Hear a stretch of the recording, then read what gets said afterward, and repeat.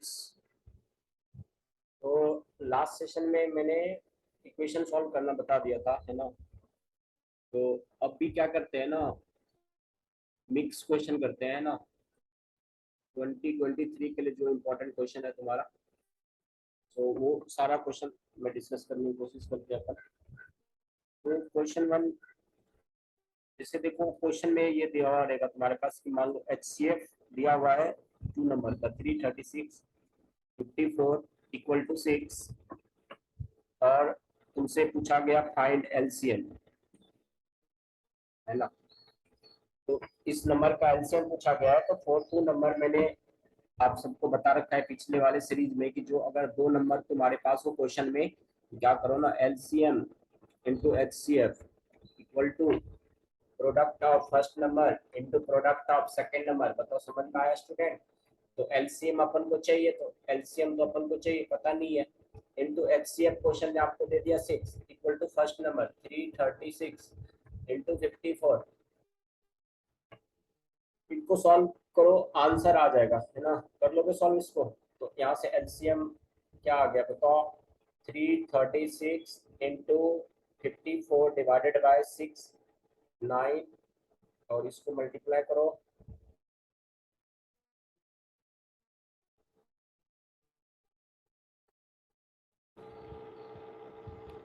3024, है ना।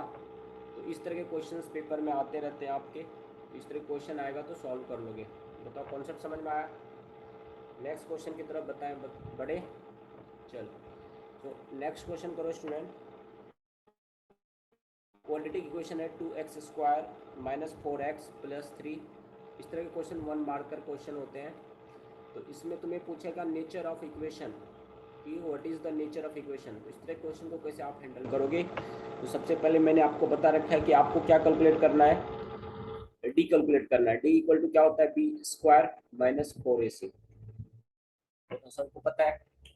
अब यहाँ पर देखो, इस इक्वेशन को देख करके ए कितना है तुम्हारे पास, 2 है, बी कितना है -4 है, सी कितना है +3 है। साइन का ध्यान रखना है।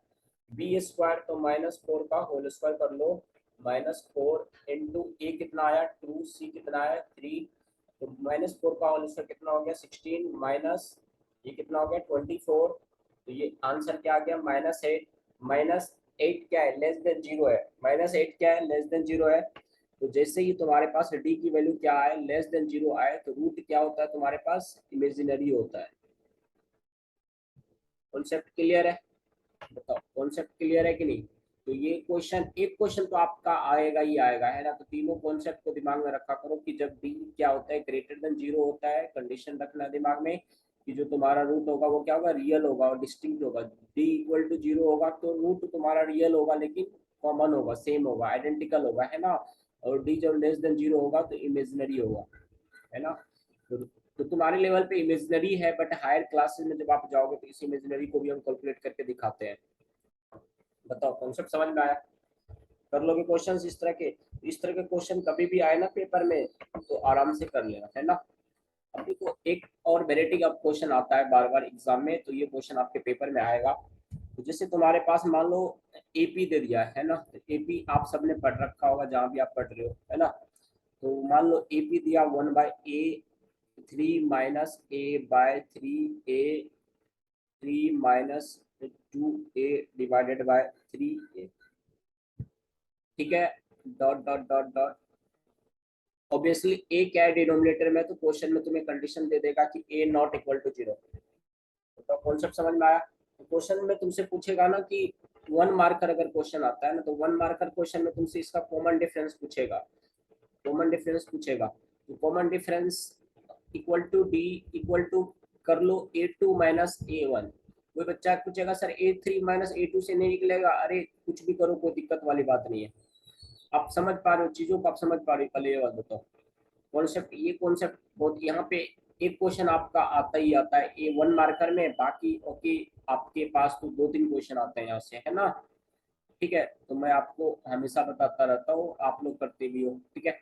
चलो अब देखो सॉल्व करो ना इसको। 3 minus A divided by 3a minus 1/a equal to LCM क्या हो गया बताओ, 3a 3 माइनस ए माइनस 3 कैंसिल हो गया, -3 + 3 ये क्या हो गया, -a/3a।